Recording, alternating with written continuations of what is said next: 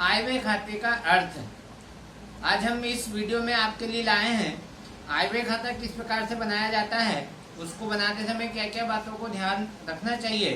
साथ ही हम आपको सबसे पहले आज आयव्यय खाते के अर्थ से अवगत करा रहे हैं। गैर व्यापारिक संस्थाओं के द्वारा अपनी आय या व्यय ज्ञात करने के उद्देश्य से अथवा अपना बचत या घाटा निकालने के लिए जो खाता बनाया जाता है, उस खाते को हम आयव्यय खाता, इनकम एंड एक्सपेंडिचर अकाउंट कहते हैं। यह खाता नाम मात्र का खाता होता है। आगे हम बात करते हैं कि आयव्यय खाता बनाते समय हमें किन बातों को ध्यान में रखना चाहिए। तो आयव्यय खाता प्राप्ति भुगतान खाते की सहायता से बनाया जाता है। आयव्यय खाते में समस्त प्राप्तियां डेबिट में और समस्त भुगतान क्रेडिट में लिखे जाते हैं। इसमें ठीक उल्टा, जैसा कि नाम है आयव्यय खाता, इनकम एंड एक्सपेंडिचर अकाउंट, तो ये विपरीत में आएगा। मीन्स जो इनकम से वो क्रेडिट में चली आएगी और जो एक्सपेंडिचर है वो डेबिट में चला जाएगा। यानी कि जो व्यय है वो डेबिट में आएगा और जो आय है वो क्रेडिट में आएगी। ये पहली बात हमें ध्यान रखना चाहिए, क्योंकि बच्चे क्या करते हैं कि जैसे पहले प्राप्ति भुगतान खाते का नाम आता है तो प्राप्तियां डेबिट में, भुगतान क्रेडिट में लिखते हैं।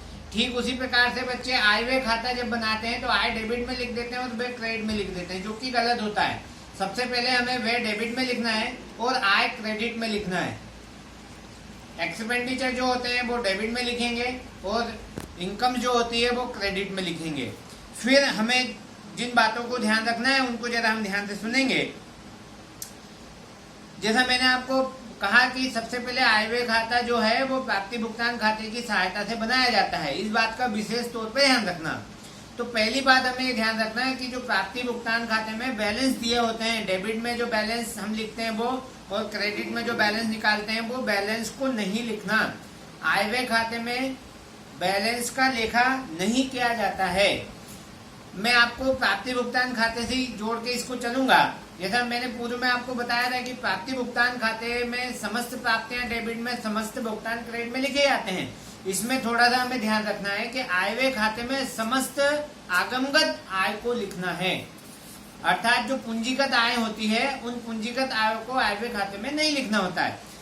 ठीक इसी प्रकार जो व्यय होते हैं आयव्यय खाते में समस्त व्ययों का लेखा नहीं किया जाता है। केवल ऐसे व्यय जो उस अवधि विशेष से हों और आगमगत व्यय हों, मीन्स बार बार होते हों, आवर्तक प्रवृत्ति के हों, उन व्ययों का लेखा आयव्यय खाते में किया जाता है।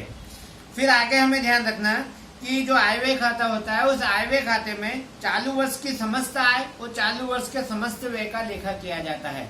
एक अवधि विशेष, चालू वर्ष की हम बात करें तो आपको पता है एक अवधि विशेष की बात होती है। तो एक अवधि विशेष में जितने भी आय होते हैं वो लिखेंगे और जितने भी व्यय होते हैं वो लिखेंगे।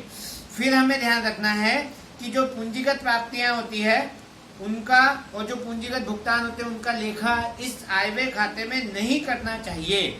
फिर मैंने आपको कहा कि मैं आपको लेके चलूंगा उस प्राप्ति भुगतान खाते की सहायता से, उसके साथ में लेके चलूंगा। तो प्राप्ति भुगतान खाते में समायोजन नहीं किए जाते हैं, किंतु हमें आयव्यय खाते में समायोजन करने होते हैं। तो जैसा प्राप्ति भुगतान खाते में समायोजन को छोड़ देते हैं, ठीक उसी प्रकार आयव्यय खाते में जो समायोजन होते हैं, जो एडजस्टमेंट होते हैं, उनको हमें करना होता है। अब आपको बताया एडजस्टमेंट में क्या होता है, आउटस्टैंडिंग एक्सपेंसेस होते हैं, डेप्रिसिएशन होता है। इस प्रकार से जो हमारे एडजस्टमेंट होते हैं, जो समायोजन होते हैं, उन समायोजनों का लेखा हमें इसमें करना होता है। प्राप्ति भुगतान खाता एक वास्तविक खाता होता है। ठीक उसका विपरीत जो आयव्यय खाता है वो आयव्यय खाता केवल नाम मात्र का खाता ही होता है। और भी कई बातें ऐसी है जो हमें आयव्यय खाता बनाते समय ध्यान रखना चाहिए। जैसे कि हम बात कर रहे हैं चंदे की, आयव्यय खाते में जो चंदा होता है वो चालू वर्ष का चंदा ही लिखा जाता है। चालू वर्ष की मत लिखेंगे चंदे की, और चालू वर्ष की मत से संबंधित यदि कोई समायोजन है तो हम वो समायोजन करेंगे। साथ ही हम आगे बात करते हैं कुछ ऐसी मदों की जो हमें ध्यान रखनी चाहिए। जैसे हम दान की बात करते हैं तो दान हमें लिखना होता है, लेकिन दान लिखने में हमें ये ध्यान रखना पड़ेगा कि दान केवल ऐसा लिखेंगे जो किसी विशेष कार्य के लिए नहीं दिया गया हो। सामान्य दान यदि है तो उसका लेखा किया जाएगा, लेकिन किसी विशेष कार्य के लिए यदि दान दिया हो तो उस दान को आय व्यय खाते में नहीं लिखना चाहिए। और अधिक जानकारी के लिए हम आय व्यय खाते का जो फॉर्मेट है वो फॉर्मेट देख सकते हैं और हम उसको आसानी से सीख सकते हैं।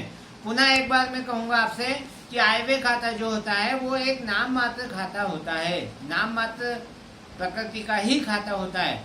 और जो प्राप्ति भुगतान खाता होता है वो आपका वास्तविक खाता होता है।